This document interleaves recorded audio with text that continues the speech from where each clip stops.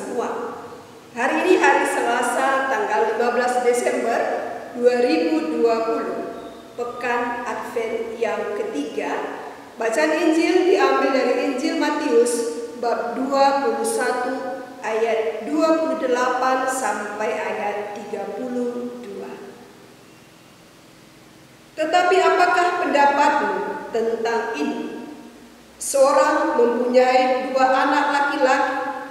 Ia pergi kepada anak yang sulung dan berkata, "Anakku, pergi dan bekerjalah hari ini dalam kebun anggur."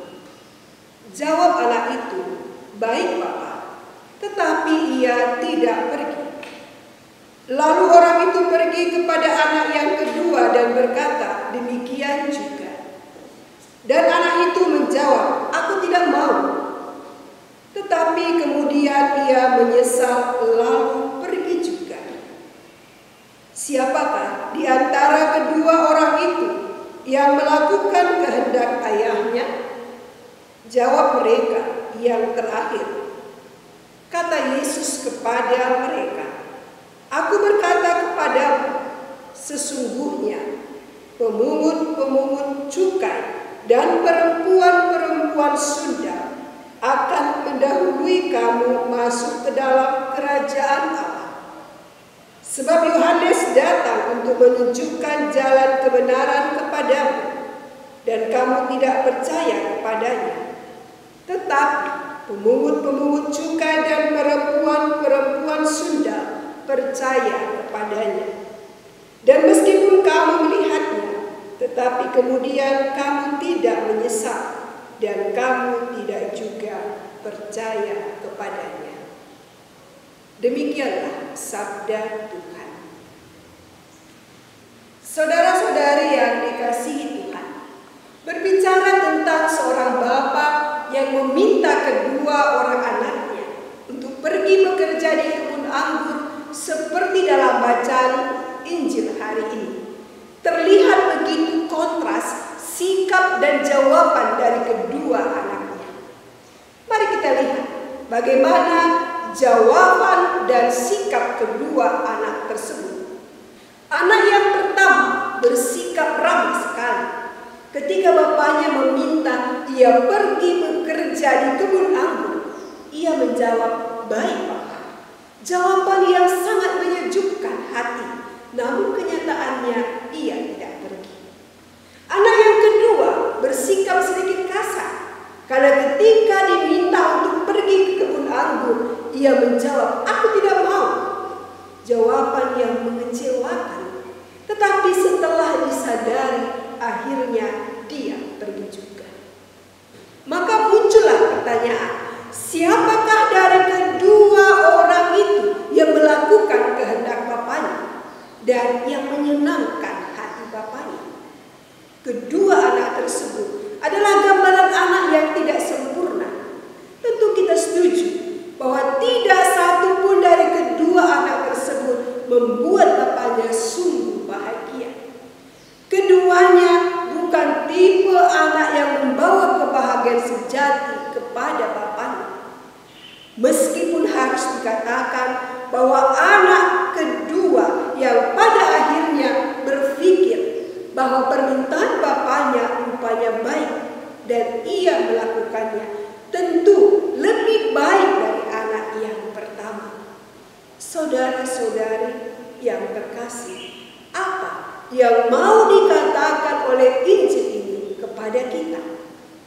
Dalam Injil ini, Yesus menggambarkan tentang kelompok pendengar yang mewakili sikap dan tindakan anak yang sulung yang ramah itu. Tidak seperti para pemungut cukai dan perempuan-perempuan sundal yang dicap sebagai pendosa. Para pendengar Yesus itu justru dipandang salah, sebab dengan seksama memperhatikan segala perintah Allah dan juga peraturan yang ditetapkan oleh hukum Yahudi. Namun dalam kenyataannya, mereka taat dalam berbicara, tetapi tidak taat sebagai pelaksana kehendak Allah. Sebab dalam kenyataannya, para pelaksana setia hukum yang berjumpa dengan Yesus akhirnya menolak perintah Yesus. Sedangkan mereka yang tampaknya tidak siap menerima perintah itu, seperti para pemungut cukai dan perempuan-perempuan Sunda, mendengarkan Yesus, percaya kepadanya, dan melakukan apa yang diperintahkan olehnya. Dengan demikian, Yesus menegaskan bahwa soal masuk tidaknya ke dalam kerajaan Allah tergantung dari sikap manusia terhadap perintah Injil yang diberitakannya.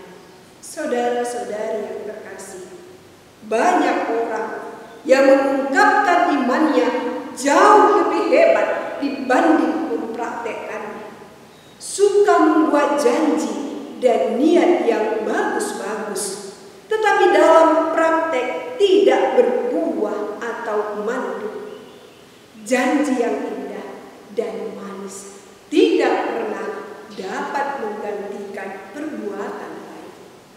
Kata-kata yang indah kedengarannya tak pernah dapat menggantikan praktek dalam kenyataan. Kita bisa melihat anak sulung dalam perumpamaan Yesus tersebut. Ketika ayahnya meminta ia pergi bekerja ke kebun anggur, ia dengan tutur kata yang indah dan penuh hormat menjawab, "Baik, Bapak," tetapi ia tidak pergi. Kata-kata itu hanya tinggal sebagai kata-kata indah dan tak pernah menjadi kenyataan. Kedua anak itu tak satu pun membuat hati bapaknya bahagia. Tetapi anak yang berkata tidak dan kemudian menyadari bahwa dia telah berlaku salah, lalu bertobat, jauh lebih baik dari anak yang berkata ya, tetapi tidak melakukan perkataannya. Anak yang ideal ialah yang berkata ya dan melakukannya. Ketaatan bukan soal berkata ya, melainkan soal melakukan apa yang dimintakan. Sebagai pengikut Kristus, kita wajib taat kepada kehendak Allah. Ketaatan berhubungan dengan iman kepercayaan. Ketaatan adalah jawaban atau sapaan Allah. Orang yang taat adalah orang yang menjawab sapaan Allah dan mengikuti apa yang diperintahkan dan yang dikehendakinya. Maka marilah kita tidak hanya mengungkapkan iman kita, tetapi juga mempraktekkannya dalam kehidupan kita, sehingga kita dapat menikmati sukacita dan kebahagiaan.